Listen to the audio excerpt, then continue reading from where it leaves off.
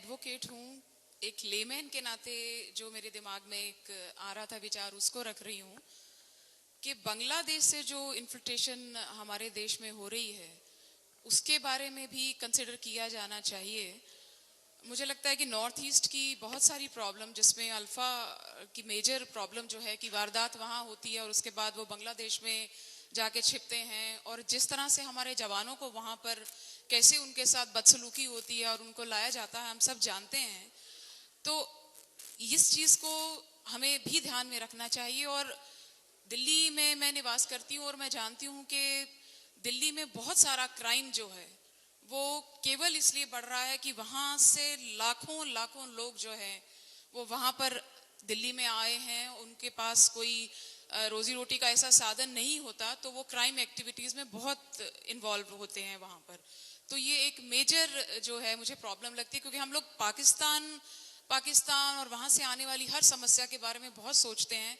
वो एक created Britishers की वो थी, मगर बांग्लादेश को तो हमने आज़ाद करवाया था, तो उसको लेकर के भी आप ज़रूर इस पे कंसिडर करें। Thank you madam, thank you very much. I fully and I would support your point.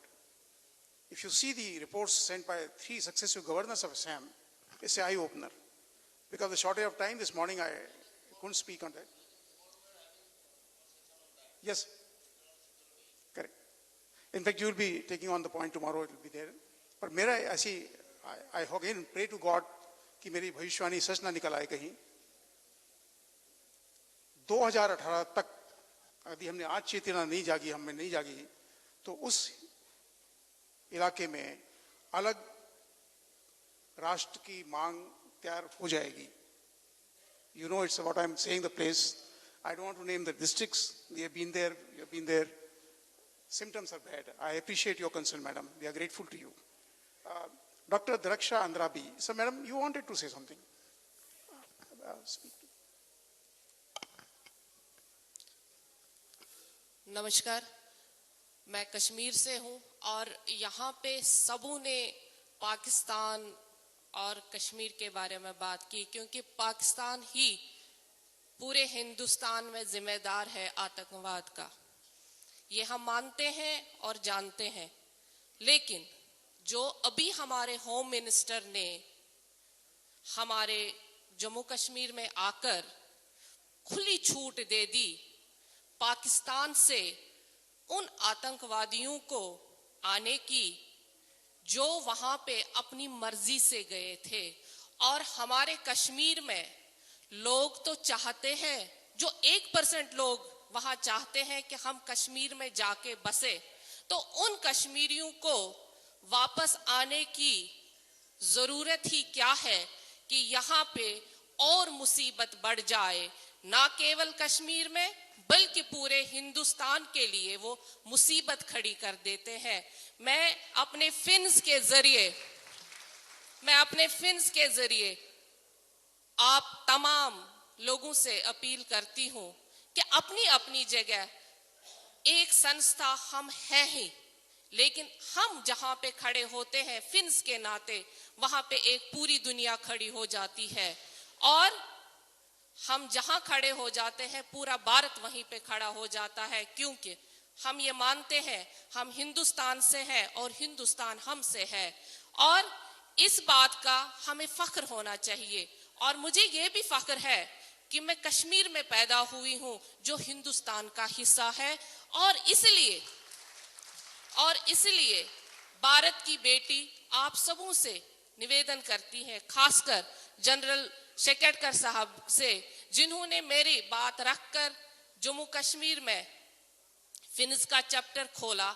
और मैं आपसे ये निवेदन करती हूँ, जनरल शेकेटकर से ये निवेदन करती हूँ कि इस पॉइंट को, जो हमें वहां से पता नहीं कितने आतंकवादी आएंगे, चाहे वो बांग्लादेश के हो, चाहे वो अफगानिस्तान के हो, चाहे वो कहीं इजराइल या बाकी देशों के हो, वो यही पैसेज लेके हमारे पूरे हिंदुस्तान में नासूर की तरह फैल जाएंगे। हमें एकजुट होकर ये मनवाना पड़ेगा सेंट्रल गवर्नमेंट से कि हमें उनको पैसेज नहीं देना है। मैं आपसे यही निवेदन करती हूँ। शुक्रिया।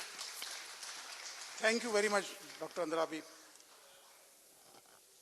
आपने जो पहले हमको जम्मू में आदेश किया था, हमने उसके मुताबिक काम किया है। उसका श्रेय जाता है हमारे जो रिमोट कंट्रोल धारक हैं एडवोकेट देसाई, उन्होंने कराया है। और इसकी शुरुआत डॉक्टर नाहिद शेख जो हमारे बीच में हैं, ना करना थी, उससे भी हो रही है। But the point came from you madam, it is your idea and we are taking it forward. In the same context, two suggestions have come. One is about the coastal security. मछुआरों को गांव-गांव में जाकर के, Dr. Paleri is the driving force behind it.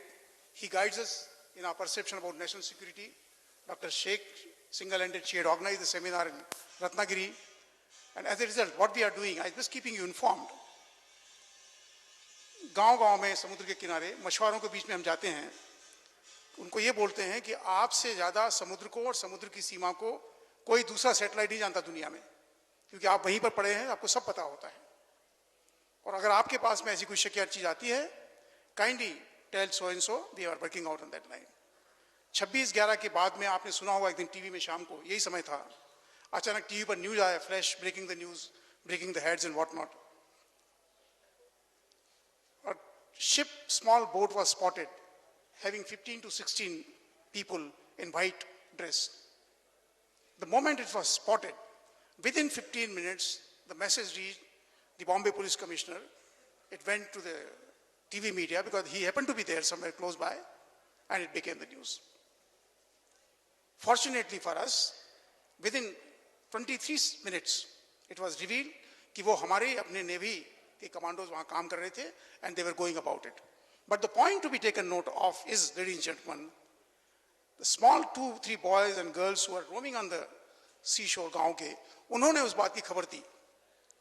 They informed the people, because that is the concern and that is what we want to achieve.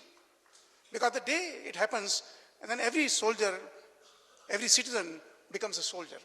Fortunately, it was not happened to be terrorist, but the fact was कि जागरूकता थी, उनमें इस बात की उत्सुकता थी, उन्होंने फौरन इस बात की खबर की. This brings